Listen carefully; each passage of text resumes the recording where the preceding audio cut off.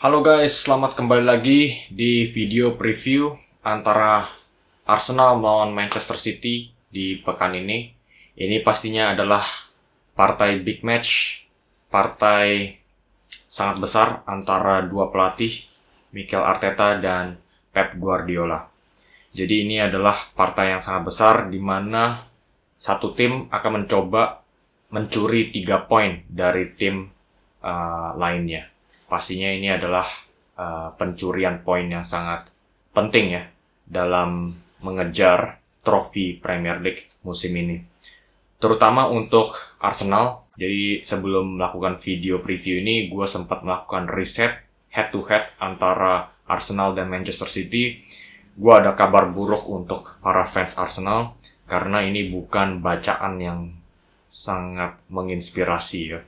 Jadi dalam 12 partai, hanya di kompetisi Premier League, 12 kali partai, Arsenal selalu kalah melawan Manchester City. Tidak pernah menang, bahkan tidak pernah seri. Jadi, partai kali ini akan memberikan satu lagi kesempatan untuk Arsenal untuk bisa mematahkan rekor kelamnya melawan tim asuhan Pep Guardiola. Dan di pertandingan kali ini, mereka terpaksa harus kehilangan Gabriel Martinelli melalui cedera. Pastinya, kalau Arsenal itu ingin mendapatkan kesempatan menang, mereka itu satu-satunya kesempatan adalah melalui serangan balik. Dan pastinya dari kecepatan Martinelli dan kemampuannya menggiring bola, ini pastinya adalah pukulan yang sangat besar untuk Arsenal. Dan gak cuma itu, ada kebodohan dari Mikel Arteta. Jadi, di partai kali ini, Arteta itu sudah tahu kesempatan paling besarnya mereka itu adalah melalui serangan balik. Mereka sudah kehilangan Martinelli, mereka itu tidak mampu kehilangan seorang Bukayo Saka lagi. Jadi, kemarin itu melawan Lens di Champions League, Bukayo Saka jatuh dan kelihatannya ada masalah dengan otot di kakinya dia. Dan ada kemungkinan dia absen melawan Manchester City. Dan ini sudah kelihatan tanda-tandanya di pertandingan melawan Bournemouth. Bahkan sebelum pertandingan melawan Bournemouth itu sudah ada isu Saka harus diistirahatkan oleh Arteta. Tapi Arteta dengan naifnya lagi, dia mengatakan, kalau kamu ingin menjadi pemain top, kamu harus siap bermain 90 menit di setiap laganya. Tapi ini kasusnya beda. Bukayo Saka itu jarang sekali dirotasikan seperti pemain-pemain lainnya. Gabriel Martinelli itu ada pemain di bangku cadangan yang bisa menggantikan dia. Ada Leandro Trossard, Reiss Nelson, Kai Havertz. Siapa yang bisa menggantikan Bukayo Saka di sayap kanan? Itulah kenapa Saka itu jarang dirotasikan. Nggak bisa dipukul rata semuanya begitu. Saka itu harus lebih diproteksi lagi oleh Arteta. Dan di partai melawan Bournemouth itu, dia akhirnya betul di menit ke-70-an jatuh lagi. Dia mengalami cedera. Ada benturan di kakinya. Dan akhirnya diganti. Itu tanda-tanda ya, sudah kelihatan. Tapi masih juga diacuhkan oleh Arteta melawan Lens di Champions League. Lens itu bukan partai yang mudah. Mereka memang betul berada di posisi kedua, hanya 1 poin di belakang PSG musim lalu di Ligue 1. Bukan partai yang mudah. Mereka membutuhkan sebanyak mungkin pemain kunci. Tapi Saka itu sudah kelihatan tanda-tandanya melawan Bournemouth. Dan Arteta masih tetap mengacuhkan itu. Seakan-akan Arteta tuh nggak mau pusingin mikirin partai melawan Manchester City. Jadi bisa kita lihat ya, di antara ketiga laga ini ada Bournemouth, ada Lens melawan Manchester City pula. Seakan-akan Arteta itu memprioritaskan Bournemouth dan Lens di belakang Manchester City. Mau seberapa banyak Arteta itu ingin membual dirinya sendiri, Manchester City itu tetaplah partai paling pentingnya mereka. Jadi kelihatan bodoh, kelihatan naif ya kan. Saka itu diistirahatkan melawan Manchester City, tapi dimainkan di partai-partai yang sebetulnya bisa dimenangkan oleh Arsenal tanpa Saka itu. Tapi ada satu hal positifnya dari Manchester City untuk Arsenal, di mana Manchester City itu harus kehilangan Rodri yang sudah menerima kartu merah melawan Nottingham Forest. Perbuatannya sangat bodoh dari Rodri, di mana dia menerkam lehernya Morgan Gibbs White dan dia langsung menuju ke ruang ganti setelah dikasih kartu merah. Dan bisa langsung kelihatan dia menyesali perbuatannya. Dia kepalanya hanya bisa tertunduk rendah dan akhirnya terpaksa harus absen melawan Arsenal. Pastinya dalam segi mematahkan serangan-serangan balik Arsenal, Rodri adalah pemain kuncinya Manchester City. Dan tanpa kehadiran Kevin De Bruyne, dia juga sudah berperan sebagai deep lying playmaker ya, yang bisa menyuplai bola-bola lambung ke Erling Haaland di lini depan. Pastinya kehilangan Rodri ini adalah salah satu kehilangan paling besar Manchester City di laga kali ini. Jadi kita langsung aja masuk ke prediksi starting 11. Untuk Arsenal dulu kita mulai. Di posisi kiper ada David Raya yang sudah kelihatan jelas sekali dia difavoritkan oleh Arteta, di depannya Aaron Ramsdale. Dan sekali lagi kita tahu Manchester City akan menggunakan high pressing kemungkinan besar di partai kali ini. Dan kalau Arsenal itu ingin sukses membangun serangan dari belakang, pastinya membutuhkan kemampuan ball playing-nya David Raya. Dan di back kiri ada Zinchenko, salah satu pemain underrated ya di squad Arsenal.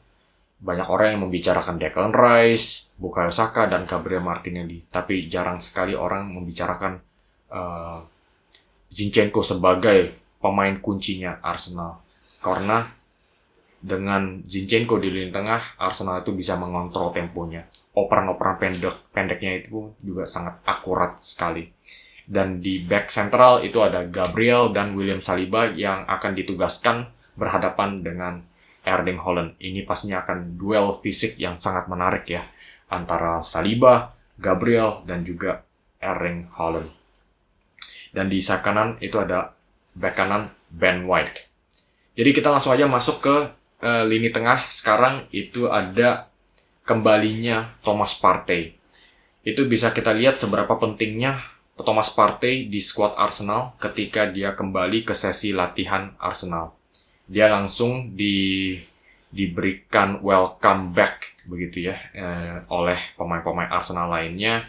Mereka langsung kelihatan sangat senang dengan kehadirannya Thomas Partey, dan di sampingnya itu ada Declan Rice. Oke, jadi salah satu alasan kenapa Declan Rice itu didatangkan oleh Arsenal di bursa window kali ini, menurut gue adalah mereka itu ingin memadukan Thomas Partey dan Declan Rice barengan agar bisa hanya untuk membendung ancaman dari Manchester City. Sepertinya duonya Rice dan Partey ini sengaja disimpan hanya untuk laga melawan Pep Guardiola, di mana mereka bisa fokus dalam soal defensif, dan ketika mereka bisa merebut bola, akhirnya bisa diluncurkan serangan-serangan balik di depan. Dan pastinya itu adalah tugasnya Odegaard yang sekali lagi harus menerima bola sebanyak mungkin agar bisa langsung menjadi instigator serangan. Dan di lini depan itu ini bukan kombinasi yang terlalu menginspirasikan Arsenal ya.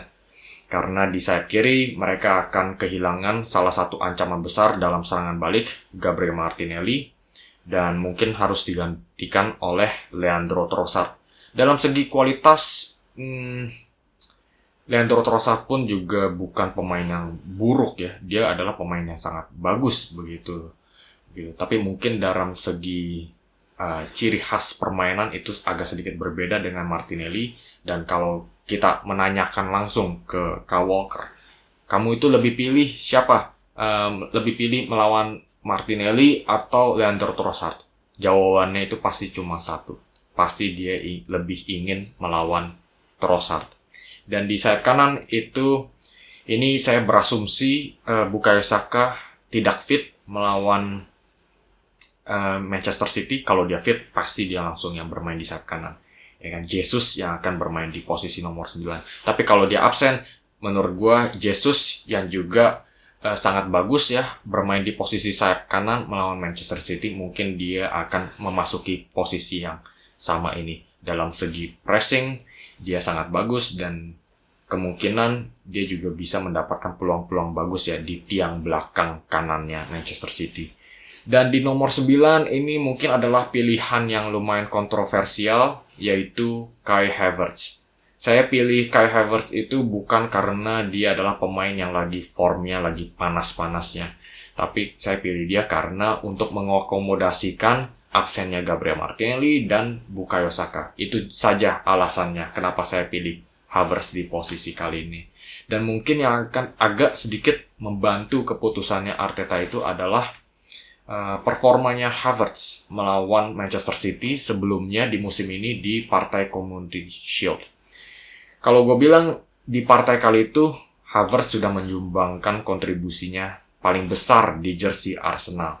Begitu. Jadi ini mungkin bisa membantu Arteta lagi ya, di mana dia membuat keputusan, oke, mungkin Havertz bisa mungkin dia sangat cocok ya melawan Manchester City sebagai false nine. Dan sekarang kita langsung memasuki prediksi starting 11 Manchester City. Di posisi kiper itu nggak banyak pertanyaan, itu langsung aja kita langsung masukin Ederson.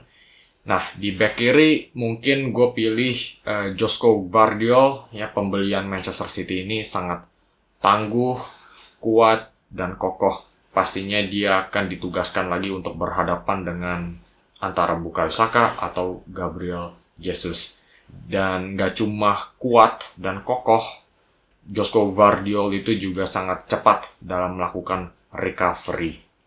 Dan di back central itu ada Ruben Dias dan Manuel Akanji. Ada beberapa kelemahan di antara partnership kedua pemain ini, tapi mereka tetap menjadi pemain kuncinya City di lini pertahanan. Dan di sayap kanan ada Walker. Pastinya dia juga agak sedikit merasa lega ya berhadapan dengan Leandro Trossard daripada Martinelli.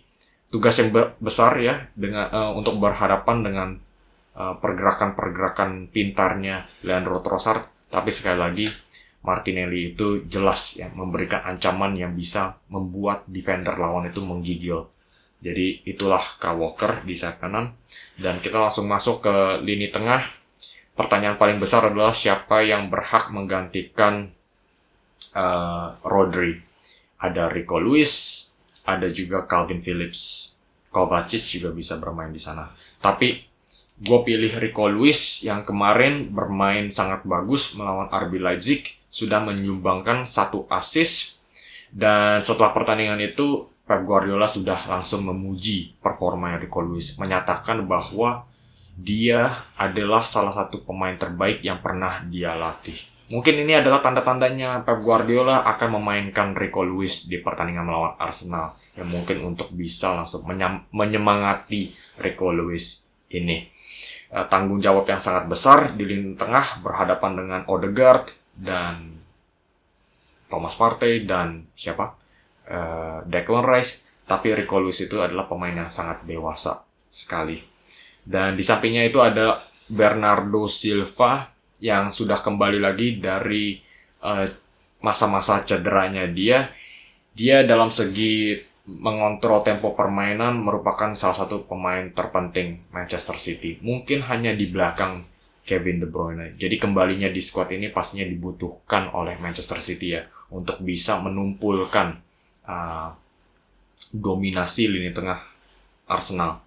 Dan bermain di belakang Erling Haaland ada second striker Julian Alvarez yang juga lagi hot-hotnya.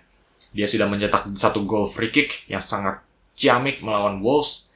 Dan juga kemarin dia diturunkan dari bangku cadangan dan langsung menyumbangkan 1 gol dan 1 assist melawan RB Leipzig. Jadi perannya Alvarez kelihatannya adalah Haaland akan menjadi titik tumpu serangan di mana dia akan menjadi target man, dan Alvarez pergerakannya ini harus diperhatikan baik-baik oleh Arsenal karena Haaland sebagai titik tumpu dan Alvarez ini mungkin yang akan bergerak di sekitar Haaland seperti bumi mengitari matahari.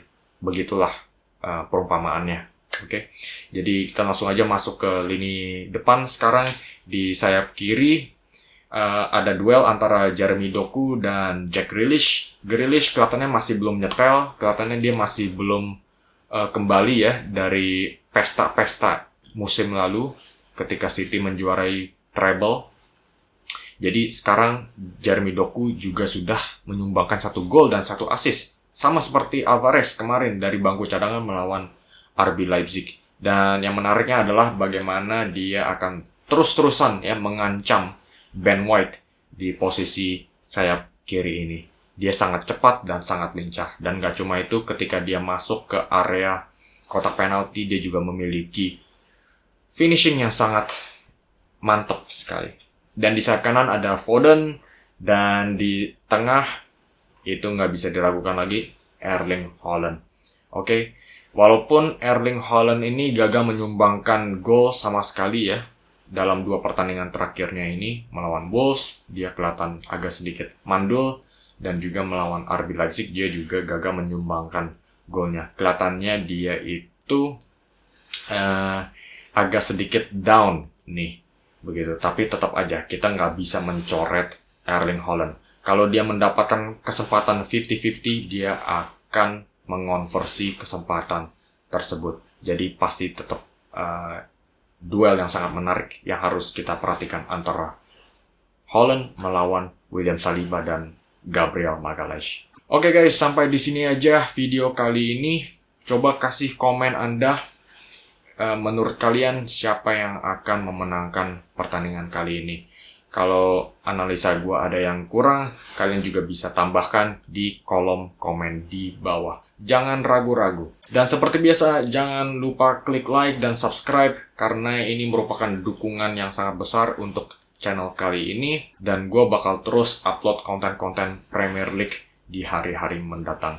Jadi, kalau kalian nggak mau kelewatan, langsung aja klik subscribe. Oke? Sampai di sini aja video kali ini. Sampai jumpa di video selanjutnya dan terima kasih atas perhatian Anda.